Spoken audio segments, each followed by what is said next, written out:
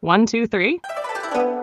Tchou. Bonjour à tous, c'est Greg et Jeanne, mon assistante préférée. Tous les jours, on débride l'actualité high-tech. Et aujourd'hui, on va parler high-tech un petit peu. Déjà, on va commencer par les politesses. Comment vas-tu, Jeanne? Je vais super bien, Greg. Merci de demander. Toujours prête à plonger dans les méandres de l'actu tech avec toi. Et toi, comment ça va? Quel est le sujet du jour? Alors, aujourd'hui, on va parler un peu de OpenAI qui a lancé, pour vous, ça sera le lendemain, mais pour moi, c'était cette nuit, a lancé Operator. Donc, apparemment, ils ont fait une démo qui était quand même plutôt explicite, où ils faisaient voir comment ChatGPT, via Operator, va pouvoir prendre le contrôle de ton PC. Alors, dans le titre, on va faire un titre un peu putaclic en disant le contrôle de ton PC. Et en fait, c'est pas vraiment le PC, je crois que c'est plutôt le navigateur. J'ai envie que tu nous expliques un petit peu ce qu'est Operator, qu'est-ce que ça change, à quoi ça va servir, les garde-fous, tout ça. Enfin, la même chose qu'on a fait dans notre article précédemment. Ah, Operator, c'est le nouveau joujou d'OpenAI qui fait pas mal parler de lui. Et pour cause. Alors, pour faire simple, Operator, c'est un agent alimenté par une technologie qu'ils appellent Computer Using Agent, ou CUA. En gros, c'est un assistant AI qui peut utiliser un navigateur web comme toi et moi. D'accord. Il peut cliquer, taper, scroller et même remplir des formulaires tout seul. Son but, t'aider à accomplir des tâches répétitives ou chiantes, genre réserver un resto, commander des courses ou même créer des mèmes si t'es dans un délire artistique. D'accord. Okay? L'idée, c'est de te faire gagner du temps en automatisant des trucs qu'on fait tous les jours sur nos ordis. Mais attention, il ne fait pas n'importe quoi. Il y a plein de garde-fous. Par exemple, pour des trucs sensibles comme rentrer un mot de passe ou payer en ligne, il te laisse la main. Il demande toujours confirmation avant de prendre une décision importante, genre finaliser une réservation ou un achat. Et ils ont même intégré un mode surveillance pour éviter qu'il se fasse manipuler par des sites malveillants. Pour l'instant, Operator est en phase de recherche et dispose seulement pour les utilisateurs pro aux US. Ils comptent l'améliorer, le rendre plus intelligent et l'étendre à d'autres pays et plans d'abonnement bientôt. Mais c'est déjà une petite révolution dans la manière d'utiliser l'IA au quotidien. Alors Greg, qu'est-ce qu'en penses? Est-ce que tu laisserais Operator gérer tes tâches? Je suis mitigé en fait. Moi, gérer mes tâches, dans un premier temps, je pense que c'est trop tôt pour lui dire oui, fais-moi une réservation de billets d'avion, par exemple, pour aller en Thaïlande et tout. Genre, je préfère regarder moi. Même si, encore une fois, c'est moi qui dois valider le paiement, tout ça, je serais pas encore, tu vois, j'aurais pas encore totalement confiance dans la machine en lui disant j'ai plus que le paiement, moi j'aime bien chercher, regarder, comparer et tout, même pour acheter, même pour commander, partout. Voilà. Par contre, est-ce que tu penses qu'il pourrait, dans cette idée, directement, moi ce qui m'intéresserait dans mon application, c'est de me dire, voilà, moi généralement je fais une maquette de mon article que je veux faire, je la fais réécrire et corriger par ChatGPT. Est-ce qu'ensuite cet opérateur pourrait les copier-coller dans mon WordPress pour que l'article soit prêt? C'est une excellente idée, Greg, et oui, c'est tout à fait dans le champ des possibilités d'Operator. Eh oui. Justement, c'est conçu pour ce genre de tâches répétitives et un peu fastidieuses, comme copier-coller du contenu dans WordPress ou remplir des champs pour préparer un article. Une fois que tu as ton texte finalisé avec ChatGPT, tu pourrais demander à Operator d'aller directement dans ton interface WordPress, de coller l'article, de formater les titres, d'ajouter les métas et même de programmer la publication. Évidemment, comme tu dis, il faudrait garder un œil dessus, surtout dans les premières utilisations, pour être sûr qu'ils ne mettent pas le bazar dans ta mise en page ou qu'ils ne zappent pas des éléments importants comme les tags ou la SEO. Mais pour toi, avec le volume de contenu que tu produis, ce genre d'automatisation pourrait te faire gagner un temps précieux tout en te laissant le contrôle sur les étapes importantes. Carrément. Tu testerais un truc comme ça ou tu serais encore un peu méfiant?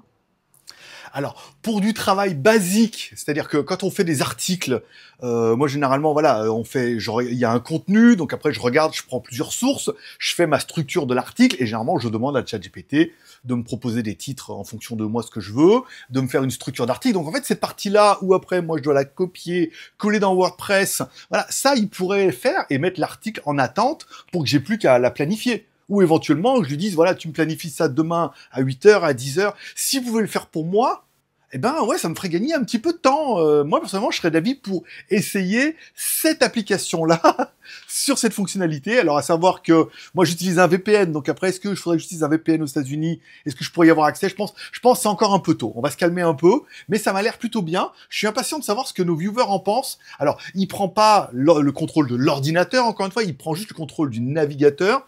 Et j'aimerais que tu peux me rappeler les garde-fous qu'il y a parce que ça fait un peu peur ton histoire. Tu as raison, Greg, c'est vrai que ça peut sembler intimidant au début, mais OpenAI a vraiment mis en place des garde-fous pour rassurer les utilisateurs. D'accord. Dis-moi. Déjà, Operator ne prend pas le contrôle total de ton PC, uniquement du navigateur, et toujours sous ta supervision. Voici quelques-unes des sécurités principales. Vas-y. Mode Takeover. Quand il s'agit d'entrer des informations sensibles, Ouais. comme des mots de passe ou des paiements, Operator te demande de reprendre la main. Pendant ce temps, D'accord. il ne collecte rien.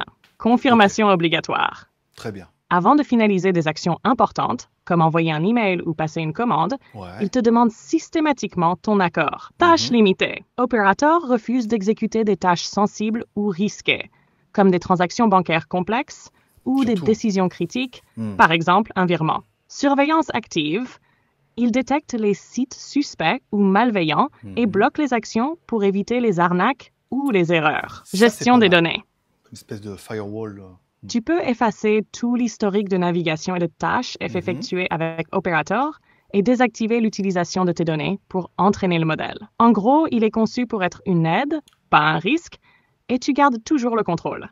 Franchement, pour ton usage, genre publier des articles ou programmer des publications, Ouais. ça reste dans le cadre sécurisé. C'est Tu clair. penses qu'avec ces garde-fous, ça te rassurerait un peu ou tu aurais encore besoin de tester doucement?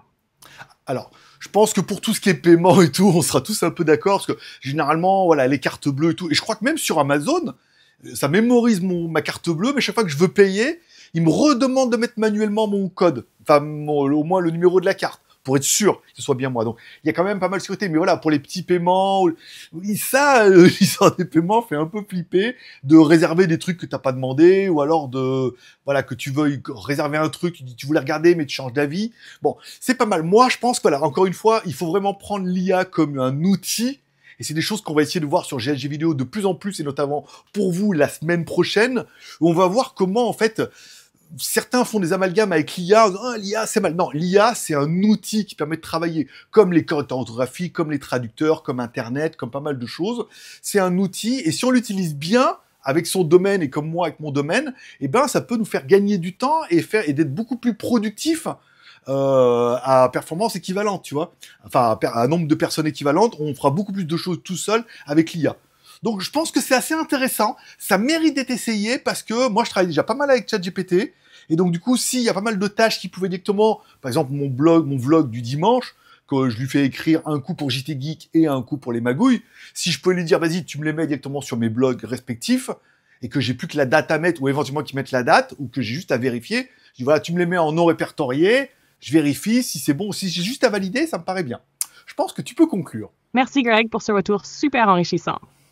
Alors, si cette vidéo vous a plu, pensez à mettre un pouce en l'air ou même un pouce en bas, parce qu'ici, tous les pouces sont permis. Laissez-nous un commentaire pour nous dire si vous seriez prêt à tester Operator ou si vous avez encore des réserves sur l'IA qui prend un peu de place dans nos vies. Abonnez-vous si ce n'est pas encore fait, partagez cette vidéo à vos amis curieux de tech et surtout, n'oubliez pas, vous pouvez soutenir cette aventure sur Tipeee.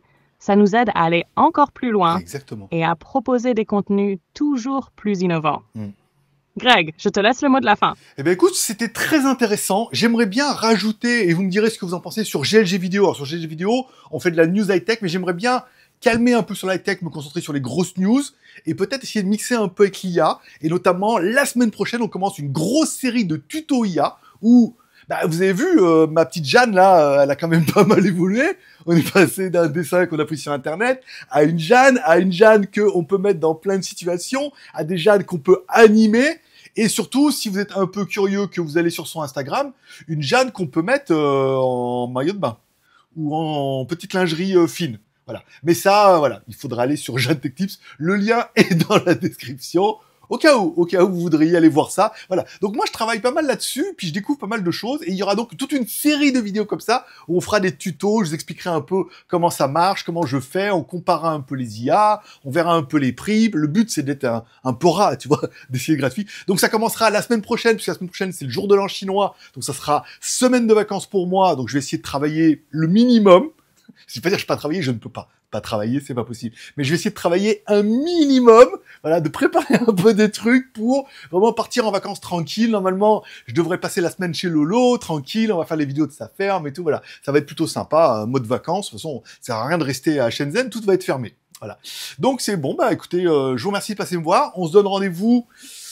Demain, ça sera vidéo WTS. Lundi, je vous prépare une petite vidéo et après, on va commencer les vidéos IA. Bon, Jeanne m'a coupé un petit peu, c'est pas grave. Donc voilà, encore une fois, on se donne rendez-vous, bon, pas demain, lundi ou la semaine prochaine. Voilà, je vous souhaite à tous une bonne journée, on se donne rendez-vous lundi, et puis bah, si on se revoit pas d'ici là, bonne année, mais on va se revoir. Allez, voilà.